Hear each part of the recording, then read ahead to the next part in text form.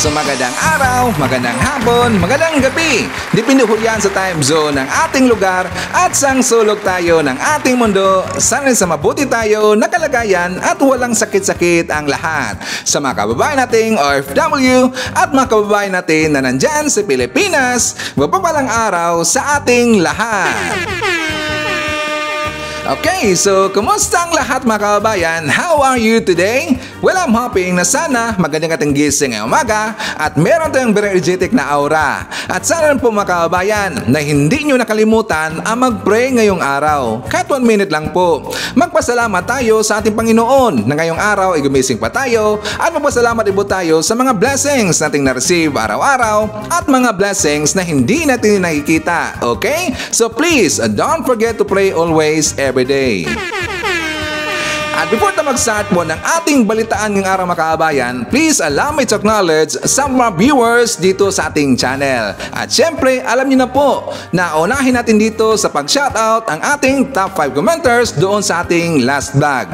At kapag magtatanong po ang ating mga new viewers dito kung ano yung top 5 commenters, sila po yung mga viewers mga kababayan na maraming nabitawan na comment dyan sa kababa sa comment sections. So kung gusto niyo po na mapabilang, ma-shoutout as top 5 commenters, damihan ninyo ang inyong pag-comment dyan sa baba sa ating comment sections. Okay? So, nauna po sa ating listahan si Robel Ferrer Official, Shane Sibal, Maria Bidesiplon, Inge Bentisa, and Eduardo Cartera.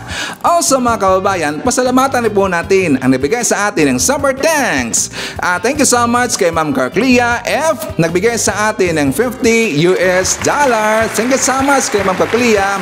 Actually mga kababayan, honestly, first time ko po naka-receive ng super thanks na ganun kalaki, $50. Yes, first time ko po naka-receive na ganun kalaki na super thanks. Again, thank you so much po kay Ma'am Kaklia F. Actually, mga kababayan, si Ma'am Kaklia, isa rin po siyang vlogger. Isa siyang pro-government na vlogger at saka sinuportahan niya si PB mga kababayan. Maraming nga mga gandang na mga topics si Ma'am Kaklia kasi nga kahapon, binisita ko si mga kababayan. Yes, binisita ko po si Ma'am Kaklia. At saka marami kong nakilala doon na mga viewers niya na nanonood rin po pala sa atin. Thank you so much kay Ma'am Kaklia. At saka babasahin ko lang mga kababayan ang kanyang notes sa kanyang super thanks. Sabi niya, Happy New Year, Sir Ivan. You made my day, my week, my entire month nung nagpunta kayo sa LS ko, OMG. Thank you po for letting me play your video. By the way, no problem ho yan, Ma'am Kaklia. Sa ating mga viewers dito na mga vloggers, no, you can use our video, no problem ho yan. Kasi ang mahilo lang po mag-copyright yung mga anti-Marcos lang po mga kababayan. Wala po sa bokabularyo ni Sir Ivan ang mang-copyright. Normal ho yan. So, you can use our video, no problem ho yan. Okay? At saka sabi po niya dito mga kababayan, napakabait niyo po pala talaga. Mabait ba si Sir Ivan? Mabait pala yung mangurot po ng mga ok-ok at saka nangurot po ng mga salat ng lipunan. But anyways, joke lang po. At saka sabi niya, love you po. More power to you from Sis Ryan, Sis Trixie, and myself. Again, thank you so much po kay Ma'am Carclia F. Also, shout out po natin ang ating mga early birds dito sa ating channel. Sa last vlog natin, si Ma'am Alicia Leak from Aussie. Hi to Lolo, Mighty Baisa, Rose Guevara, Billy Chu, Florife Gumapak, Marlina Barrientos. Nandiyan rin po sa listahan si Army Lagaso, Monflower, Tagalog Nak TV, Norma Ramos, Gasim Cotabato. Actually, si mga kabayan, si Gasim Cotabato, haters yan ni Sir Ivan. Palagi niya akong minumura mga kabayan. Well, alam naman natin, siyempre opinion yan kasi nga alam naman natin kung saan siya nakasimpat siya mga kabayan at sino po ang sinuportahan niya. Lagi akong minumura ni Gasim Cotabato. But anyways, I love you, Sir Gasim. Also, hi to Jeremy Yokawa and Robin Pastor. Mga kababayan, before po nag-vlog si Sir Ivan, I think that is 2 hours ago or 2 hours before nag-vlog si Sir Ivan, meron pong nangyari na press conference doon sa Davao City.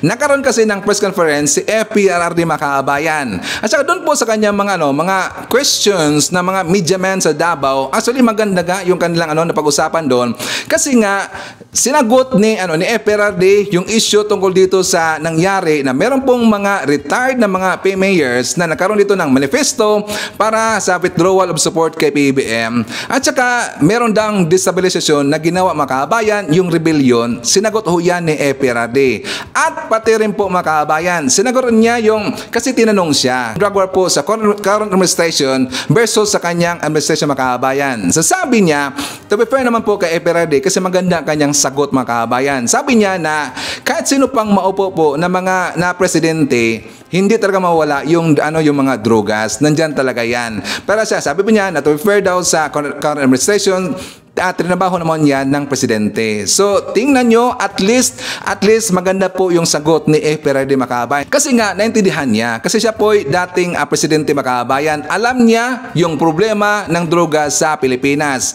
At saka, nakikita naman po natin na talagang trinabaho po ng ating presidente ni BBM yung drogas, yung drug war, at saka yung mga salot ng lipunan Makabayan. Di ba, sunod-sunod nga yung balita na nahuli na, or maraming nahuli po na mga drogas sa iba't ibang lugar makabayan. Saka marami na pong nahuli ng mga drug lords. So at least kudos doon kay Eperade kasi maganda po ang kanyang sagot makabayan.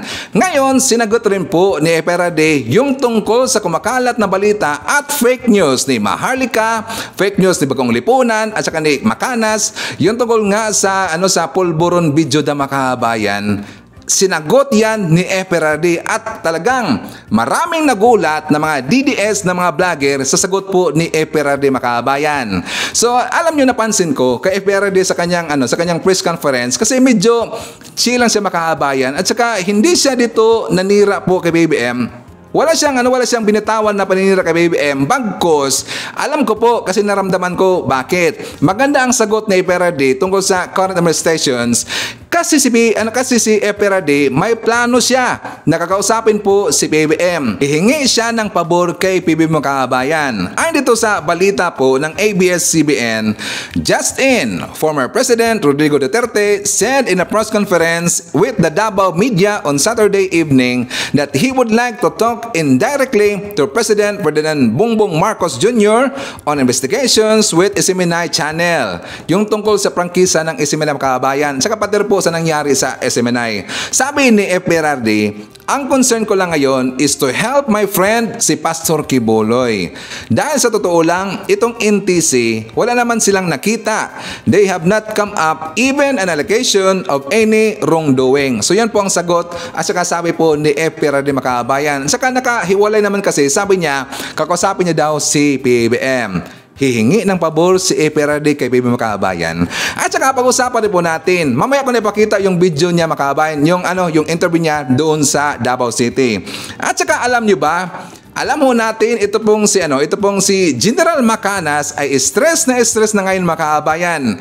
Humingi siya ng tulong doon sa dalawang bugok, si Maharlika at saka si Bagoong Lipunan makabayan. Humingi ng tulong doon, nagmakaawa makabayan. Saka yung intro na doon, ang intro po ng usapan tungkol po sa charity ni General Macanas. Nanghingi po dito ng suporta si Maharlika sa kanyang viewers, pati po si Bagoong Lipunan na suportahan daw yung charity ni General Macanas. Kasi alam ko makabayan, itong si Macanas, kailangan niya talaga ng fundings dito kasi ito po yung makakasuhan. Yes, kakasuhan po yan si Macanas. Kaya nga ipinapahanap siya ngayon ng PNP makabayan kasi nga hindi po maganda ang kanyang ginawa dito na siniraan niya yung pangalan ng kapulisan natin, pati po yung AFP.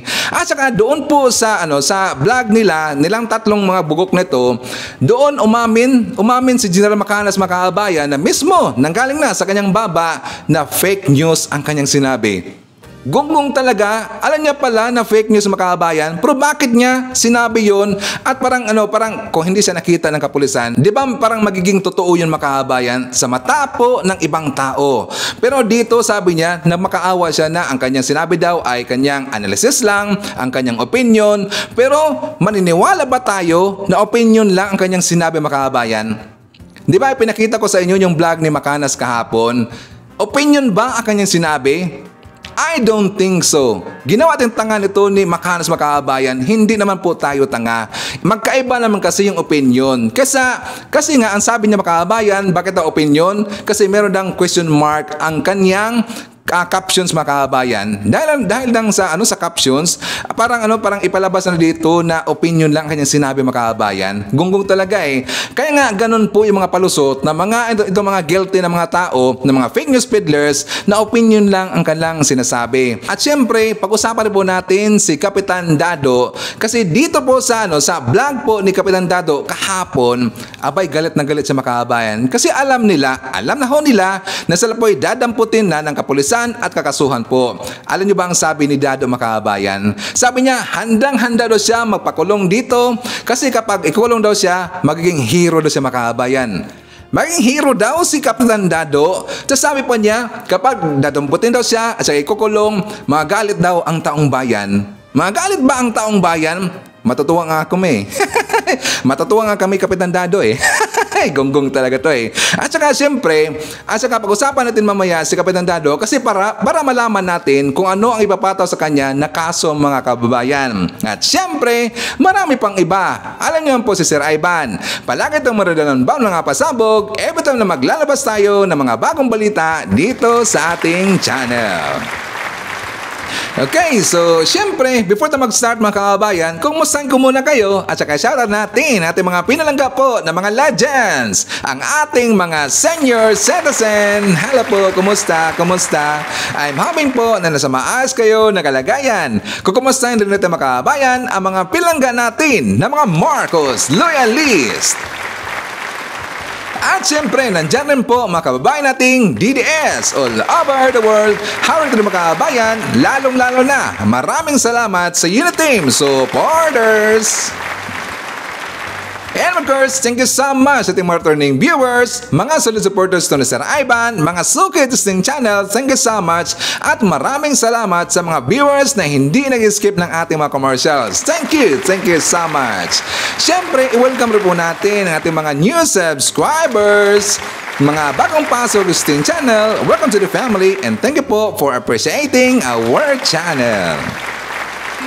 Okay mga kababayan, so unahin natin sa pagbabalita dito yung tungkol dito kay Kapitan Dado na kung saan alam nyo si Kapitan Dado nag-angas kanina or kahapon nga pala sa kanyang vlog mga kababayan. Ulitin ko lang po kasi sabi niya kapag daw dadamputin na siya ng kapulisan, magiging hero na siya mga kababayan at magagalit daw ang taong bayan. Sabi niya ano ba daw ang ikakaso sa kanya mga kababayan at para maintindihan natin kung ano ba ang magiging pataw dito kay Kapitan Dado at saka mamaya na po itong si General Macanas, unahin natin itong si Dado mga kababayan. So, for more details, let's watch this.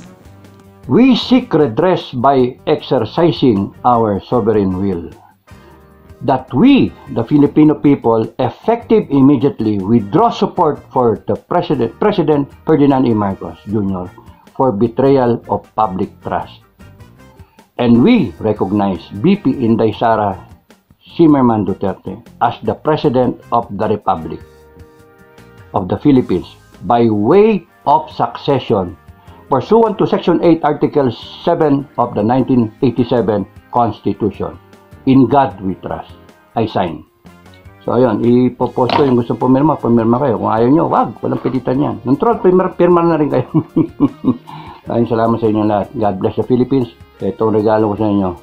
Tignan ko kung mare-retouch pa. Pero basically, you know the thought. You say, I sign. And then you put your name dito sa comment section. Ang tanong natin is, tama ba ngayon yung kinikilos nila? Diba? Kasi itong si Captain Clemente Enrique, partner, retired naman to. Retired.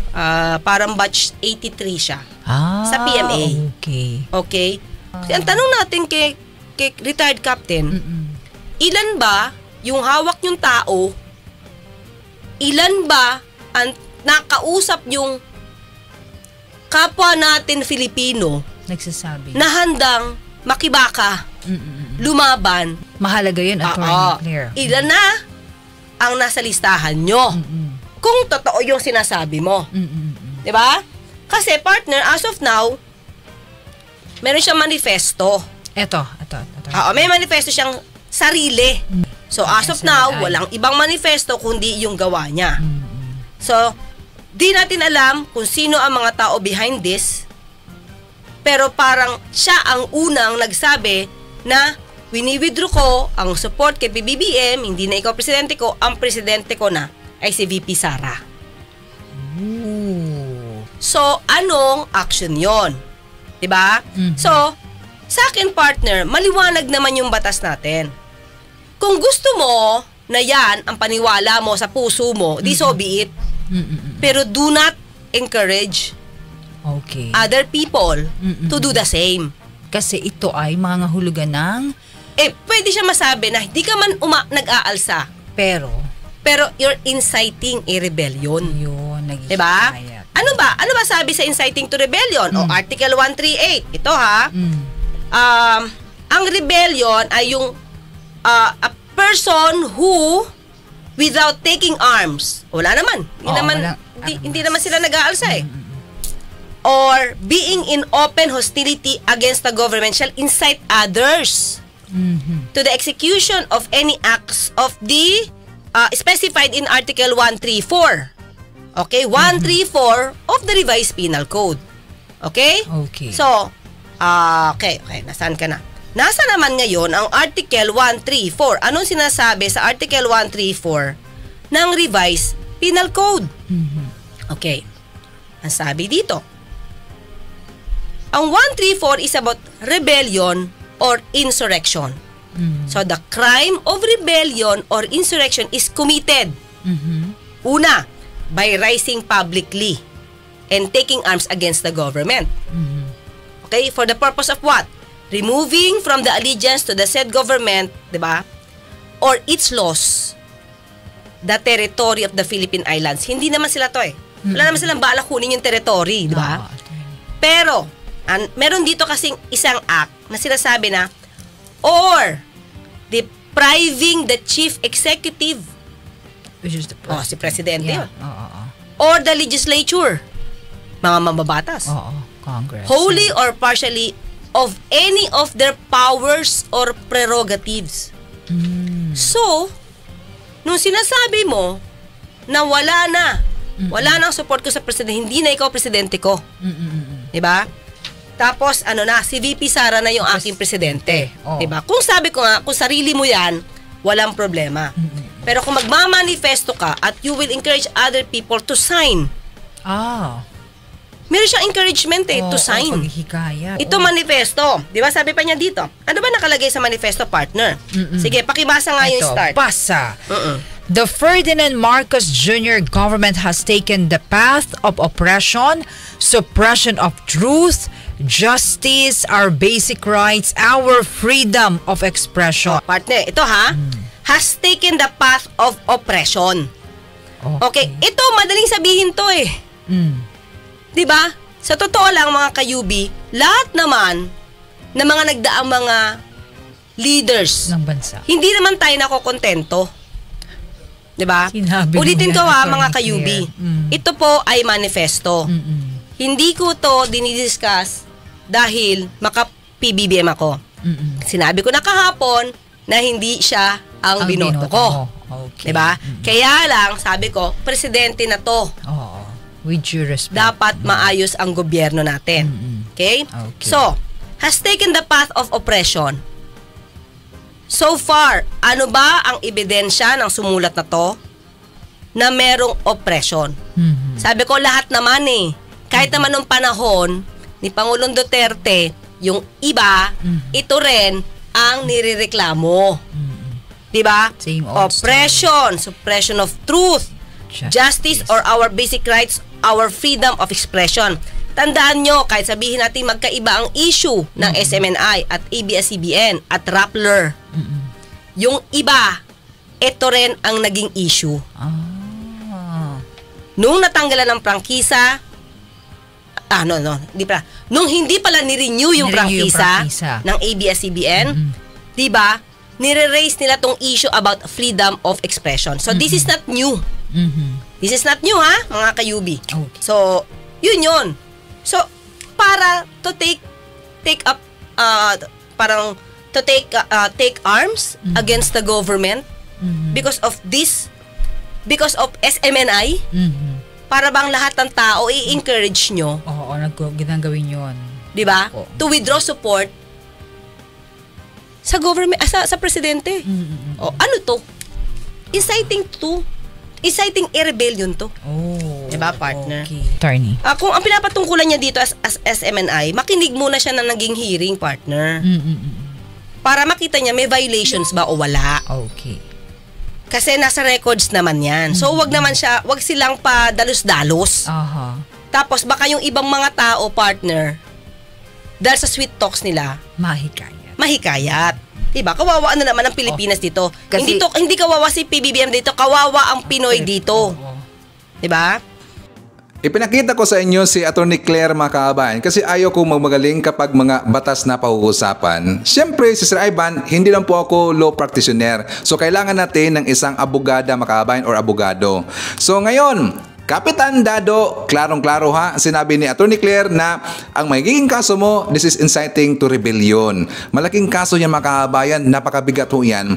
Ilang taon kaya makulong itong si Dado kapag siseryosohin siya ng PNP at saka ng AFP, mga kababayan. Pero handa-handa na lang itong si Kapitan Dado, kulong. Di ba? Mga pasaway naman kasi ng gunggong na to. Alam nyo yung mga ginagawa nila, mga kababayan, sa tingin ba nila yung ginagawa nila ng manifesto, yung ginawa dito na paninira kay PBM, do you think haayaan na sila ng mga Marcos loyalists, ng mga Marcos supporter na ginaganon lang si PBM? Kapag meron silang gagawin dito na rally-rally sa labas, mga kababayan, at kapag aatake na sila itong mga nauto po ni Kapitan Dado at saka ni Gerald Macanas, ni Maharlika, ni Bagong Lipunan, mag-rally-rally sila, baka susugurin sila ng 31 million, mga kababayan.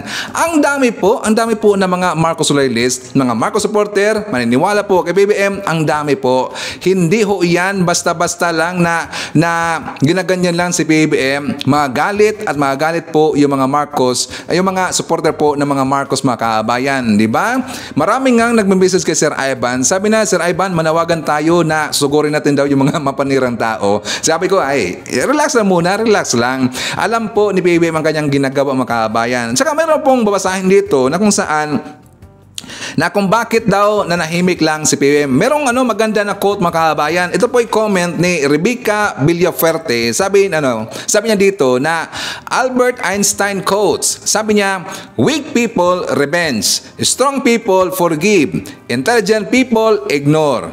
PBM ignores his detractors, he's intelligent. Maganda po ang quote niya, mga kababayan. Agree na agree ako. Kaya nga si BBM nanahimik lang yan. At saka kaya nga ang ating Pangulo, diretso lang ho yan sa kanyang trabaho, nakafocus na po sa kanyang trabaho, kasi wala pong ibang ginagawa or wala pong ibang iniisip si PBM kung paano mapaunlad pa ang buhay ng Pilipino. Pero sisiraan nila, mga kababayan, kitang-kita natin kung gaano ka-hard worker si PBM, kung gaano siya kaseryoso sa kanyang trabaho, pero ginaganon lang na mga salot ng lipunan. Dapat lang, korte na maggonggong na yan Dapat lang talaga makulong sila, mga kababayan. Saka meron po akong nabasa po na comment galing sa ating mga solid viewers. Sabi ito ni Ma'am Teresita Sagursor, sabi niya, for me, walang effect yan maski maglabas sila ng video araw-araw. It is not a big deal sa amin. President BBM forever, maski iparada pa nyo yung mga pananakot nyong polboron, immune na kami dyan sa walang effect na yan sa aming mga PBM loyalists. The more you keep on using polboron as a threat, the more stronger Marcos supporters will stay. Agree na agree dyan si Sir Ivan, mga kababayan. Kaya nga, yung mga Marcos supporter, very intelligent ho yan. Yung mga naniwala sa mga Marcos, mga kababayan, totoo yan, nagmamasid-masid lang ho yan at nanghintay lang ho yan ng tamang panahon, mga kababayan. Pero kapag mapuno po yung mga Marcos loyalist, mga Marcos supporter, makikita nila ang galit po ng mga Marcos supporter, mga kababayan. Hindi ho yan basta-basta. Maraming namimiss si Sir Ivan, talaga lang na galit sila, mga kababayan. Sabi ko, don't worry, nandito naman po kami. Kaya pong kami pong bahala kay BBM kasi protektahan natin sila. Alam ho natin kung gaano po kabait yung mga Marcos, mga kababayan. Pero kapag ginaganon lang, nagalit nga minsan si Sir Ivan. Pero siyempre, para sa aking mga viewers, para po sa taong bayan, ayaw ko ipakita dito na galit na si Sir Ivan. Bagkos, aasarin natin sila, mga kababayan, di ba? Pero kapag tumitira sila ng very personal kay BBM, titirahin rin sila ni Sir Ivan ng very personal din. Di ba? At saka forward tayo, mga kababayan. Dito tayo sa conference, sa press conference po ni Eperarde kasi marami siyang sinagot dito na mga questions na tanong rin po natin mga kabayan at masagot ho yan lahat. So for more details, let's watch this. Ano daw ang reaction nyo sa mga kumakalat na video ngayon ng withdrawal of support ng mga retired generals kay BBM po? Well,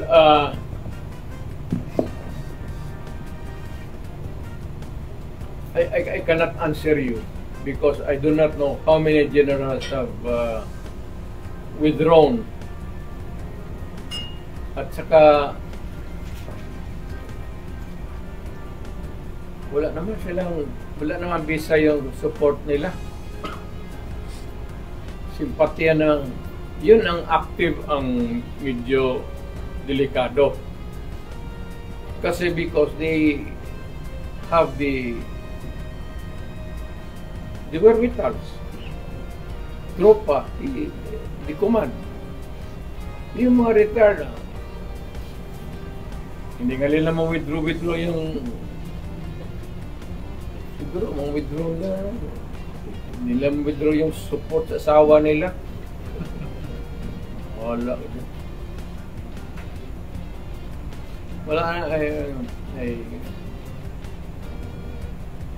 Yan. Mayor, ayoko patulan to pero narinig ko kanina si Attorney Harry Roque talagang nagsalita at nagtanong din. Vlogger Maharlika in social media is masyadong sikat ngayon yung sinabi niya. May video daw siya na si BBM nag-ano ng pulburon, yung isyong pulburon. And ang nagbibigay daw si Justice Secretary at ang bumibili ay si First Lady.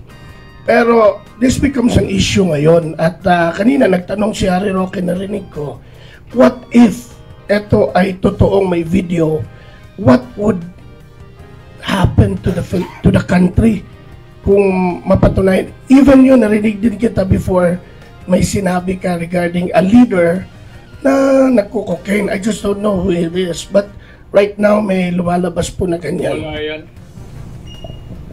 Yung video. Well, I can say that every... hindi lang leader. Lahat naman leader dito. Maraming mayor dito nagko-cocaine.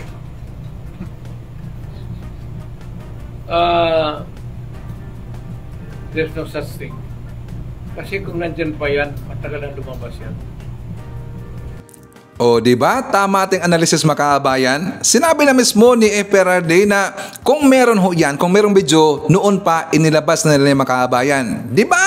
Ito talaga mga mapanirang tama, gonggong talaga eh. Alam nyo sa video na to, nakita ko nga si Banat Bay, marami siyang palusot mga kabayan. Nabilaukan sila eh. Hey! Dito nakita na tinuldukan na ni Eperarde yung pulburon issue mga kabayan. Ngayon, alam nyo ba? Ang palusot na naman ng mga gunggong na yan, ng mga vlogger, ng mga DDS, sabi na, doon sa ng captions, katingnan nyo mga kabayan, sabi na, buti pa daw si Eperarde nagsalita na tungkol sa pulburon issue. Pero si weak president daw, hindi daw nagsalita mga kabayan. Kasi alam po ni PBM na kahit anong gawin niya na explanations, hindi naman siya paniniwalaan ng mga anti-Marcos mga kabayan. Diba? So minarapat na niya na manahimik na lang. Kasi alam niya na hindi po totoo yung video na yung mga kabayan. There is no video.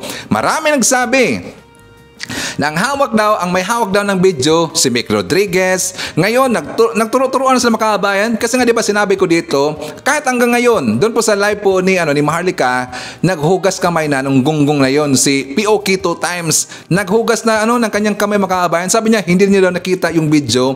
Pati nga si Sas Rogando Sasot, diba? Sabi niya hindi niya alam. Pati nga si ito rin si anong pangalan nun?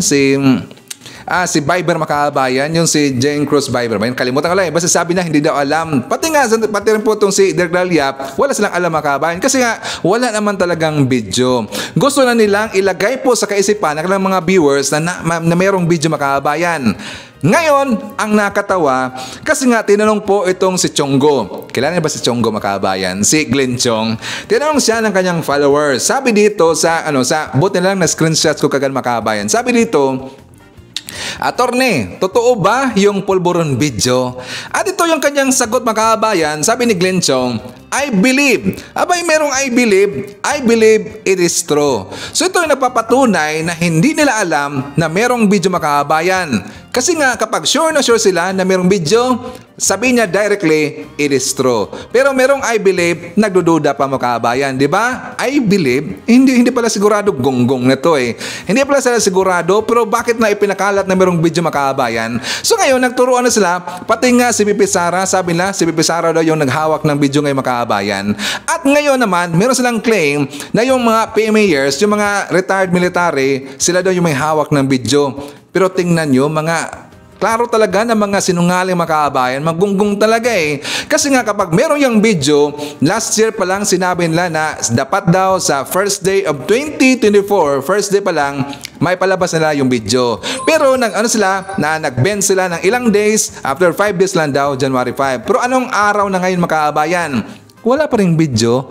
Nasaan yung video? Tsaka kapag tatanungin na to, or kapag bumanat itong mga followers na magunggong, itong mga nagka-ukok na yung mga utak mga kababayan, sabi na, in a perfect timing daw. In a perfect timing ba? Hindi ba perfect timing ngayon? Kasi nga kapag merong video, ngayon ang perfect timing. Bakit? Kasi nga, 'di ba, tinatira-tira ngayon ni Maharlika si PB Makabayan, 'di ba? So ngayon po ang perfect timing. Kapag merong video, ibinalabas na nila yung Makabayan, magunggong talaga eh.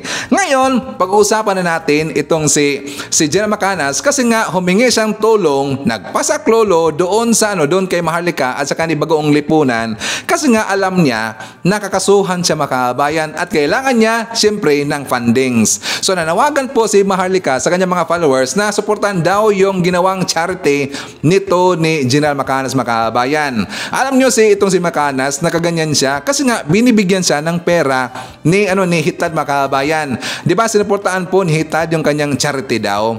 Kaya nakaganyan po itong si Macanas. Sayang nga itong General to parang tumanda, walang pinakatandaan makabayan, tumanda ng paurong. At saka ipaparinig ko lang sa inyo, yung kailang pinag-usapan para to support my claim makabayan. Baka sabihin po ng mga detractors natin na fake news for this si Rayban. So for more details, let's hear this. Sinabi niyo po doon, tsaka bago pa po kayo nagsalita, ako muna eh. I think may expose ako tungkol dyan, tama po? Yes. Okay. Kaya nga, Dugtong, iba yung puting ahas mo, iba yung puting ahas ko, parehas lang yung sinasabi. Opo. So, tapos sinabi niyo din po doon sa vlog ninyo, sir, na may mga, matataas sa militar, okay? Teka lang mga kabayan, napapansin niyo ba yung mukha? Kita ba? Teka lang mga mukha mga kabayan, takot na eh.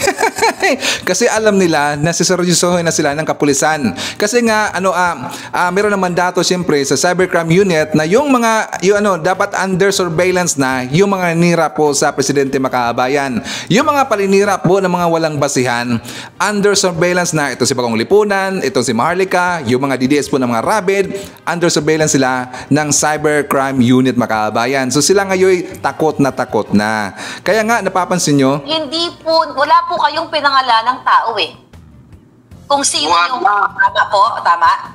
Yes. Analysis ko lang yun na, kasi ang sinabi ko, si Senator Amy, kinakausap niya yung kapatid niya and then mayroong tumutulong sa kanya na kumakausap. So sino yung posibleng kumakausap? O yun na yung analysis ko. Na the best nakakausap, itong mga nasa poder, AFP, PNP, dahil papakinggan sila ng presidente kung sila ang kakausap. Kung hindi nila kinausap, edi walang problema. Ito, kababasa ko nga, kapapanood ko lang sa DZRH, sa iba-ibang mga social mainstream media, na sinasabi ng PNP, okay, na hinahanap nila si General kasi daw sinasabi ni General na si Bronner ng AFP at itong ay yun ang Correction, hindi lang po si General Macanas ang pinahanap ngayon ng PNP, pati po itong si Maharlika at saka itong si Bagoong Lipunan makabayan. Under surveillance sila. Pinagmasdan na ngayon, binantay na ngayon ng mga kapulisan natin. Sinasabi ni General na kumausap kay Bongbong Marcos. Wala pong sinabi si General na wala siyang mention Diba? Explain nyo nga po, General Macanas, na fake news itong mga sinasabi ng PNP. Ay, advat.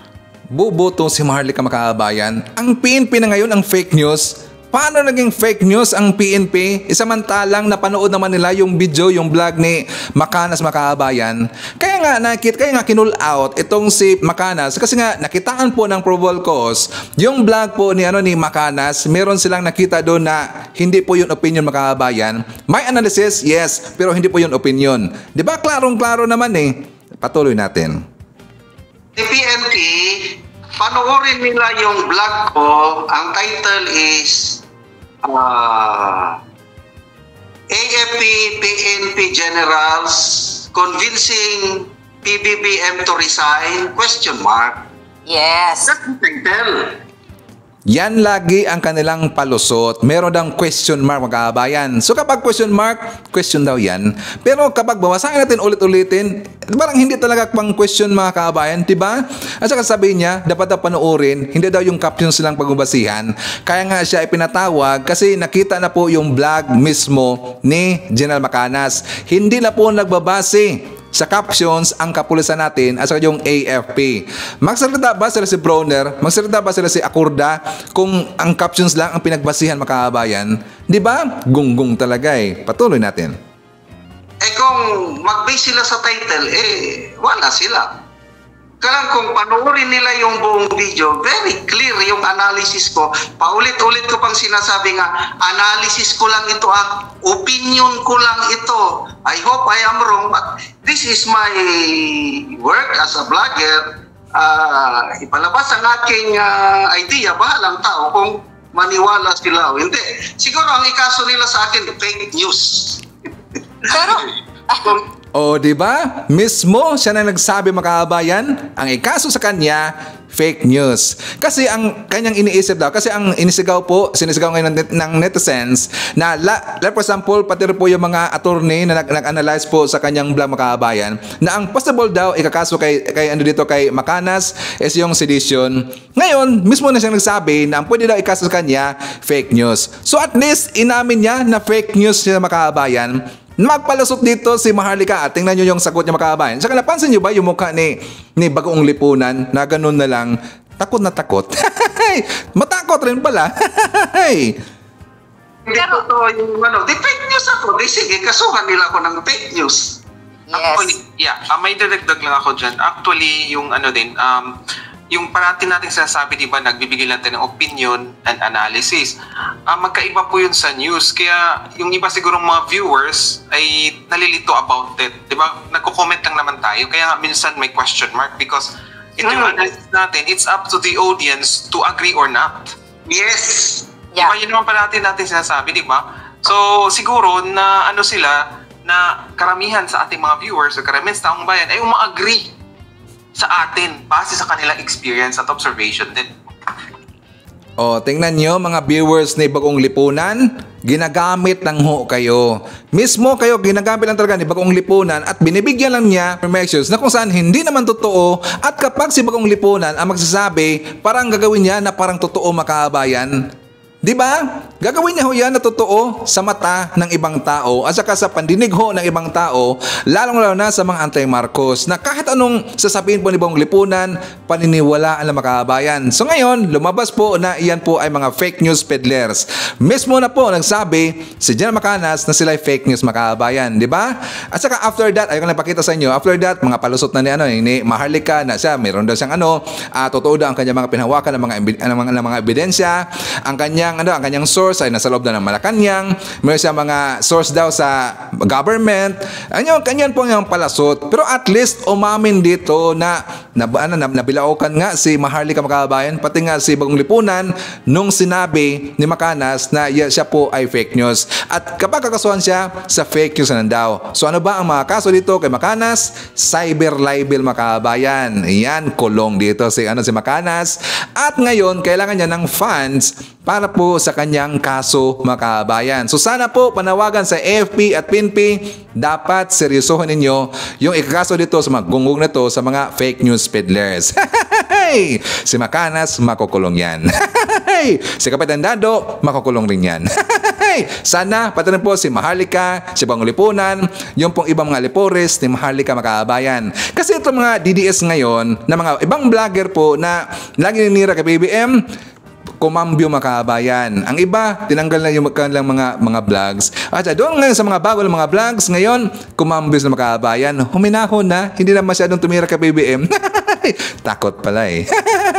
So anyways, before na mag-jump po sa ating next topic mga kababayan, isyatamar natin si Ma'am Cristina Dapitan, Leoncio Baguhin, Esther Arboladura, Jane De La Cruz, Maria Cristina Manimbao, Elizabeth Habihan, Guillermo Banag, Elma Banyaga, Laija Terriado, Jelen Quezon, nandiyan po si Regine Kodama, Ashen from Cyprus, Evelyn Garcia, hi to Ma'am Ryan, World Begins from Virginia, USA, shoutout kay Ma'am Carclia, CCTV Beer, Redler, Trexie, Lily, Carmen, Judy, Don Kings, Red One, Little One, Jay Cabal, Lintic Power Force Team, Tita S, Aiko, Pax, JCC, Elzar, Caitlin, Wenzel Paises, Lady Net, Sir Castillo, Sir Golfy, Tatay Amik, and Tatay Jackfords, and Jackfords family.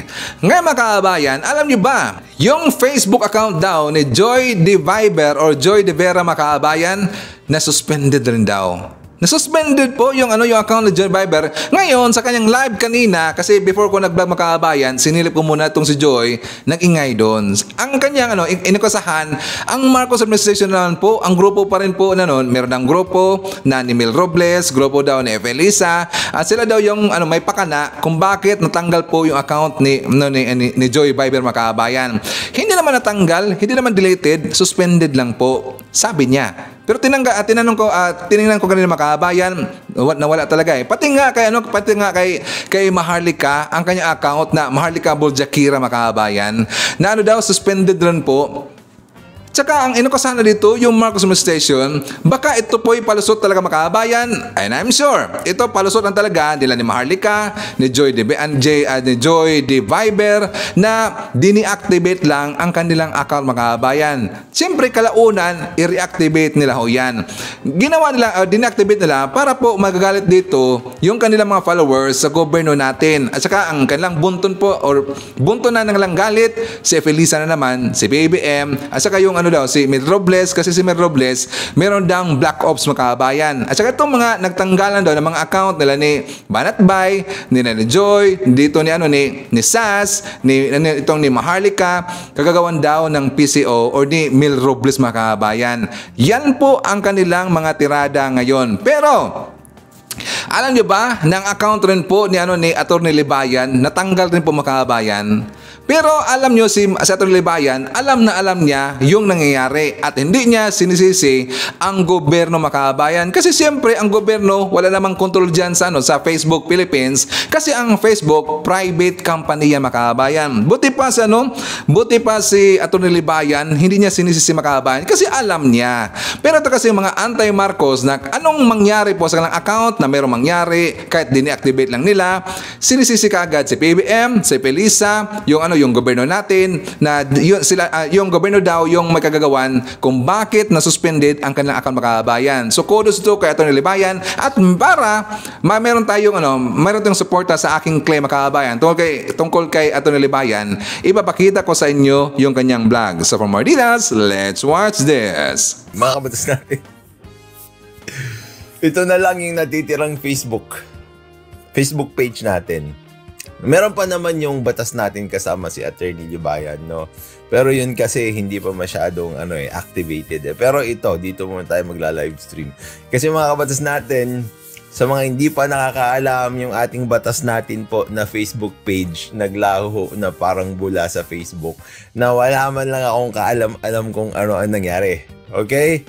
So, kaninang madaling araw, or kahapon yata yun, nag-message sa akin si Ricul. Sabi niya, Attorney, hindi na ma-search at hindi lumalabas yung batas natin sa Facebook. Sabi niya. Pero yung mga may link, sabi niya ganyan sa akin, lumalabas pa rin daw. So, na-access pa nila yung may mga link doon sa mga live streams. Ngayon, mga kabatas natin, wala na. Yung batas natin na na Facebook page mga kabatas natin. Hindi ko naman din-death wish yun. Ito naman si Banat Bay, nag-death wish naman siya doon sa social media niya. Ako naman, hindi naman ako nag-death wish, mga kabatas natin. Ito, nawala. Hindi ko alam. Yan ba yung sinasabi ni Tulfo sa PSA na may nabubura, may napapalitan? Ewan ko. Pero mga kabatas natin, subukan yung i-search. Tignan niyo, sabay-sabay tayo ha. So ito yung page ko na isa. Ito, hindi pa naman natatanggal. Pag natanggal to. So i-search natin batas natin. Ha? Yan. Ay, nako. Sandali. I-search natin batas natin.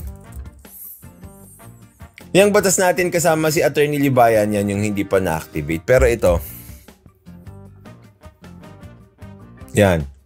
Tignan nyo, ito na lang yung mga batas natin na meron. Yung batas natin na private public page. yung private na group page, yan. Ng batas natin, yan na lang ang meron. Wala na. Hindi mo na masa-search talaga yung group na lang na yun.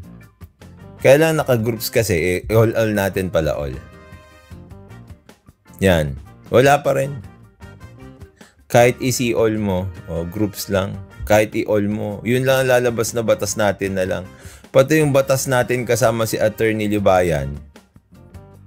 Ewan ko. Ewan ko nga, meron din ba yun? O lahat ng may batas natin, tinanggal? Kasama, meron pa yon. Meron pa yung itong batas natin kasama si Attorney Libayan. Ito, 5.4k followers pa lang ito eh. Yan, mag-subscribe na lang kayo dito.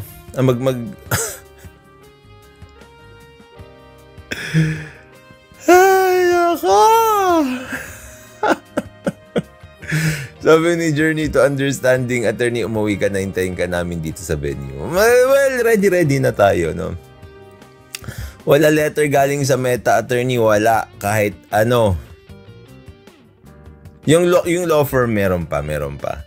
So baka yung account ni Atty. Libayan, makabayan, baka ni-report po ng mga supporter ni Senator Raffy Tulfo. Kasi alam naman ho natin na marami rin pong haters si Atty. Libayan kasi nga tinitira niya lagi araw-araw si Senator Raffy Tulfo, makabayan, di ba? Kaya nga maraming galit rin po kay Libayan. So probably ni-report ho ito ng mga supporters ni Senator Raffy Tulfo. Kaya nagkaganyan, makabayan. Pero at least hindi niya sinisisi dito yung gobyerno kasi nga alam po ni Libayan. Pero ito nga gunggong na to, sila si Sas, si Joy, si Maharlika, at saka marami pang iba, sinisisi kagad yung gobyerno natin. Kasi nga, sila anti-Marcos, makabayan. Kahit na mismong mga DDS na mga rabid ang nag-report sa kanilang account para ipalabas dito na ito'y kagagawan po ng mga Marcos supporter, makabayan. Sila lang ho yan, makabayan. So anyways, ipapakita ko rin po sa inyo yung balita, makabayan. Ito po yung awareness sa ating lahat. Kasi yung illegal recruiter na agency, sinugod po ng DMW. Para alam mo natin kung ano po yung mga illegal po na mga recruiter, makabayan, ang pangalan nga pala nila. Para alam mo natin kung ano ang pangalan po ng mga illegal recruiters. So for more details, let's watch this. Sinalakay at kinandado ng mga tauhan ng Department of Migrant Workers ang isang training center sa Maynila. Pagtuturo ng German language ang inaalok na opisina pero nabistong pugad din pala ng mga illegal recruiter na taga kung maningil. Nasa frontline na balitang yan si Jenny Dongon. Napasugod sa gusaling ito sa Malate, Maynila ang mga tauhan ng Department of Migrant Workers. Kasama si DMW Officer in Charge Hans Leo Hakdak. Sinadya nilang opisina ng GIS German Document Facilitation Service o GLARC Manila.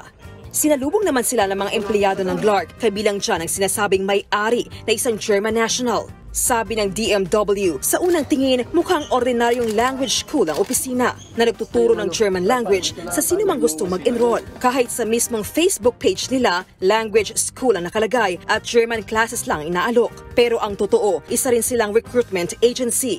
Modus daw ng training center na magturo muna ng German language. Pero pagkatapos ng sesyon, aalokin ka na ng trabaho sa Germany kahit wala silang lisensya. Madalas caregiver, hotel worker, nurse at teacher ang offer nilang trabaho pero sobrang mahal ng bayad. Ang modus hihingi ng 100,000 training piso para sa training. At pag tapos na yung training, hihingi pa ng another 100,000 at yun na. No, ito na yung empleyo. At syempre, yung tatlong na lumapit sa atin ay nagrereklamo, walang nangyari. Sinubukan pang hinga ng mga kaukulang dokumento ang agency pero wala rin silang maipakitang permit. Kaya sa huli, kinandado rin ng DMW ang opisina.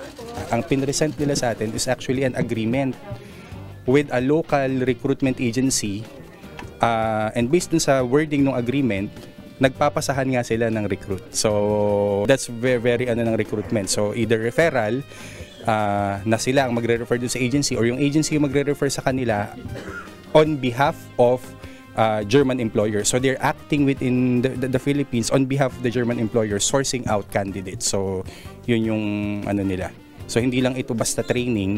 Tumanggi na magbigay ng pahayag ang may-ari ng training agency. Pero maharap siya at mga empleyado nito sa kasong large-scale syndicated staffa at illegal recruitment. Nanawagan din ang DMW sa mga aplikanteng na biktima ng Clark Manila na makipagtulungan sa kanila. Sabay paalala sa mga naghahanap ng trabaho abroad na huwag basta pumatol sa mga nag-aalok ng trabaho, lalo kung illegal.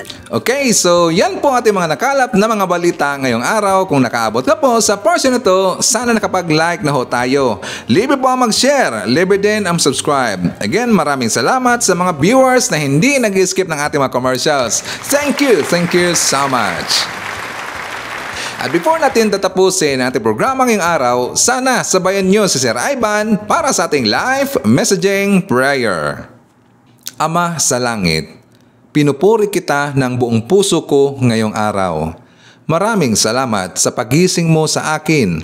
Maraming salamat sa lahat ng ginagawa mo para sa akin.